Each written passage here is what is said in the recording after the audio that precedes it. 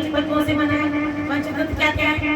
आकाश, भूमि, जल, वायु और अग्नि।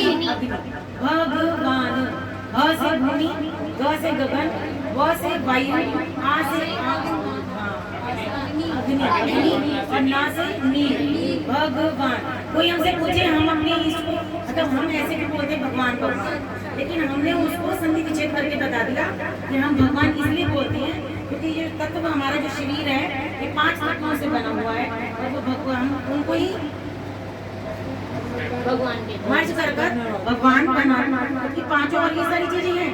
कोई मान सकता है, नहीं झुका सकता है क्या? भूमि है, भगवान इसलिए बने क्योंकि 5 इसी है ये हमारा। तो हमारा जब हम मृत्यु को प्राप्त होती है तो इसी में हमारा शरीर विलीन हो जाता है, तो उनसे आत्मा को आनंद मिले ही सभी को, जरूरी तो नहीं। मनुष्य को जानते हुए भी आत्मा को दीनहीन अवस्था में रखता है और मुर्दों जैसे जीवन जीने को मजबूर होता है। इससे बड़ी विडम्बना बताओ और क्या हो सकती है?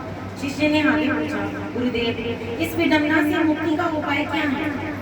गुरुदेव ने उत्तर दिया, वत्स विवेक और वैराग्य वे साधन हैं जिनसे मनुष्य परमात्मा की बनाए मार्ग पर चलने में सफल होता है। तो 2 कौन-कौन से रास्ते बताए? एक तो विवेक और दूसरा वैराग्य। वैराग्य का मतलब है कि आप हमें जीने के लिए बहुत सी चीजें चाहिए, लेकिन उनका एक लिमिट वो होनी चाहिए। वैराग्य ऐसा कि हम उनको भोग भी करें और हमें इतनी भी उसमें लिप्त ना हो जाए कि हम गलत कर्म करें, तो उसको हम भोगते हुए उन चीज़ों को अपना जीवन व्यतीत करें। तो वैराग्य और विवेक 2 ऐसे हैं जो इन चीज़ों से हमें बचाते हैं। वैराग्य मनुष्य को भोगों से मुक्त करता है और विवेक मनुष्य को बोध प्रदान करता है। शिष्य की जिज्ञासा का समाधान हो गया। तो हमने इस कहानी से ये सीखा, क्या सीखा? संसार, इस जो संसार रूपी हम इसमें आए हैं ना, ये जो क्या है भवसागर, तो वहाँ पर हमें जीने के लिए ये चीजें चाहिए, लेकिन उनमें इतने लिप्त मत हो जाओ कि आप गलत कर्म करना शुरू कर दो। कर्मों को सही करते हुए हमें जीवन भी जीना है और आत्मा को अपने मारना नहीं है।